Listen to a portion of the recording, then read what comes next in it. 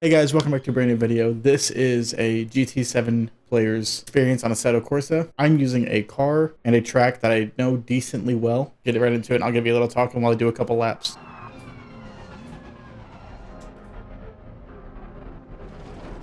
Oh wow. That feeling of not knowing how to start the car made me feel really dumb. Sense of speed is great too, like on flat screen. So effectively what I'm going to do is I tried to choose a car that I know on a track that I kind of know, but I don't really know this track super well. I just have raced it like I'd say a fair amount of times. But I tried to do that because I feel like it gives me the best chance to get a good experience for both games. So I'm going to just compare and contrast both games pretty much one after another and see. But I'm starting with the one that I don't, typically play. I've seen many races in this game and wanted to experience them, and I want to get better at it. I know this game has a very realistic like tire models. It's just a different type of simulator. Now, a real fair comparison would be Assetto Corsa on the PS5. The only reason I say it'd be a more fair comparison is just because of how the PlayStation may handle the force feedback information compared to the computer. I just do a really bad job of explaining that. So my first lap here is a 2:08. Let's keep going. I was predicting a 2:07 based off of what I'm currently... Okay, I see. I get it now. So the other thing that I'm kind of curious about is how track limits are handled, because track limits on GT7 are fairly strict. Sometimes. Sometimes they're strict. It just kind of depends on the track, and not testing them there, though, that's for sure. Car turned in, man. Come on. I think I might give it another 1 or 2 laps and we'll kind of see what my best is. Definitely feeling like I got a lot more confidence right now. So, all right, yeah. So I just set a 2:04 right there. Forgot the shift, so that was almost real bad. I feel the tires getting warm though. I feel them getting a little bit better. Oh, that's the kind of thing right there. So that whole lap is invalidated now. So.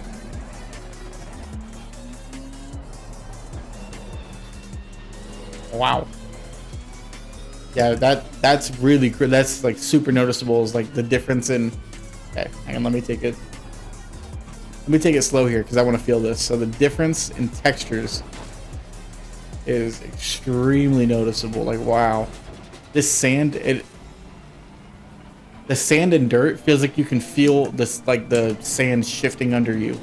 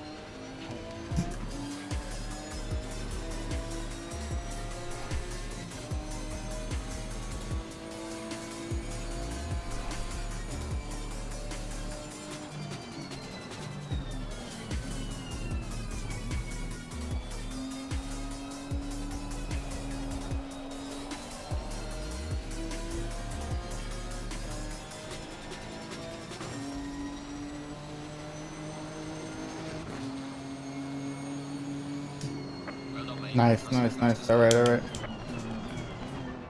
So my final best time was a 2:03.167. That was after like roughly 8, maybe 6 or 8 laps. 6 laps, sorry. Just the feeling of the car is great. I was pretty quick to pick up how the car feels, how the weight shifts, how the tires feel. This could be set up like way better, and I get that because you can go all the way to professional setups here where you have this is probably way harder to control than what I just did. But what I find is that what I just did feels like something I am capable of doing and I know I can do. I want to learn to get to this level. I'm going to do this race once or twice in Gran Turismo.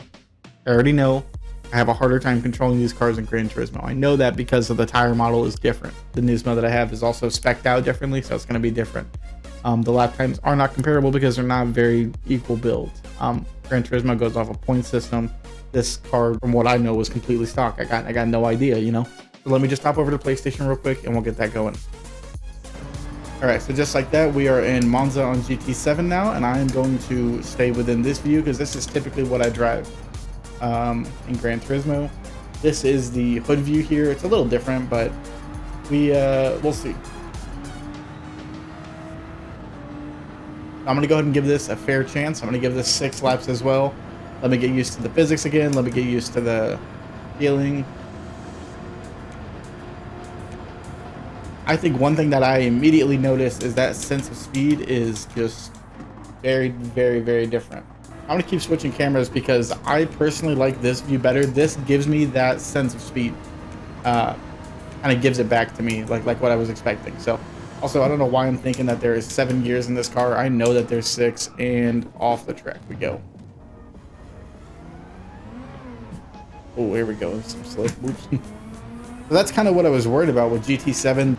The acceleration doesn't handle the same way I would think it would. Granted, these pedals are the base CSL pedals that come with the R5. I don't even know if I'm going to be able to complete a proper lap without cutting the track. These are the base pedals. These are not the upgraded ones because they have a couple different versions of these CSL pedals. Oh my god, dude, I am really that bad. Okay, let's give this another real chance here. Let me back up a little. I'm going to focus in real quick. So I have done course guides for this before. I've followed them, but not with this car, or not really anything super special, just to kind of get an idea of it when I was first starting out. So beyond that, I would say my trackability with this track comes to whatever you've needed to play throughout the campaign, which isn't very much that I've completed. If you guys see anything that I can be improving on, or feedback about my driving, about my videos, about anything at all like that that you think I can improve on or that I can do better on, just let me know in the comments, because there are definitely things I know I need to work on, and I don't really know for sure what they are. Someone who's a more experienced driver may see things that I'm doing and have way better idea. So right there, that corner specifically, I definitely carried way more grip through there than I did on Assetto Corsa. Now that is probably due to me. I think I'm using racing slicks right now. I have no idea what I was using on Assetto Corsa, so that's kind of an unfair. It's not really a fair comparison. I mean, let's see. I was finishing. Yeah, this is already going to be much faster than. Yeah, I just smashed that record by what, 10 seconds. But I am hundreds of hours more familiar with this game. The immediate differences that I notice are, one, the quality of force feedback that I'm getting, and the visual information that I'm getting, the sense of speed, and my ability to clearly see these markers and point out when and where I need to brake, what's coming up as like a turn. So like pulling out of this turn here, no, not this turn, pulling out of this next, after there's like a couple fast corners, where I pulled down to the main straight, I had a very hard time my first couple laps on ACC kind of distinguishing when I could really go flat out, because I just couldn't tell. This right here, I almost just did it again, but I noticed it much quicker here. So getting to that curve there, on ACC, I braked like pretty quick because I could not tell. I usually try to skip over the sappy parts of videos where creators are like, thank you so much for all the support, and it kind of seems very disingenuous to me every time I watch it. Usually, especially when it comes from bigger creators who you kind of think like, there's no way, you know, one like or one view or one comment really goes a long way. But for the past couple of years, I thought this channel was sort of beyond saving. I hadn't had any growth, really up or down in subscribers at least. And I also just was running out of time and opportunity to focus on doing videos or content or streams at all. This past year has been one of the most difficult years of my life, and I was just happy to have something like sim racing sort of a part of that, even though I was only racing on a Logitech G29 for the past year or so. I was just happy to be able to have a hobby where I really felt like I could focus, and I had a lot to learn, and there is still so much for me to learn. and it's been amazing. So when I say give me your feedback or thank you for watching or liking or subscribing, I really mean it. It's just the support on these past 2 or 3 videos has been amazing, and it is something that I'm very happy to see, that maybe this channel's not dead and I can actually get something from here. And I really hope that that's the case. So definitely tune in to the next couple live streams that I do, and thank you guys so much. Please leave any feedback in the comments. I really do appreciate it. Thank you all.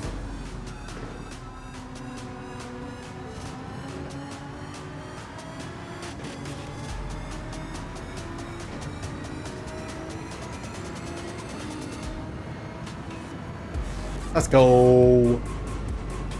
That was awesome. Smash that. Okay, so all right, so the final difference I will put on the screen. I'll do like the all the way down to the math on that, but yeah, I mean that was a pretty good comparison. Let me know what you guys think down in the comments below if you like these types of videos. I'll try to keep them kind of paced, but also try to leave a good amount of just information in there so you guys can hear my thoughts and see them as well. So thank you guys for watching. I really hope you enjoyed. Have a good day.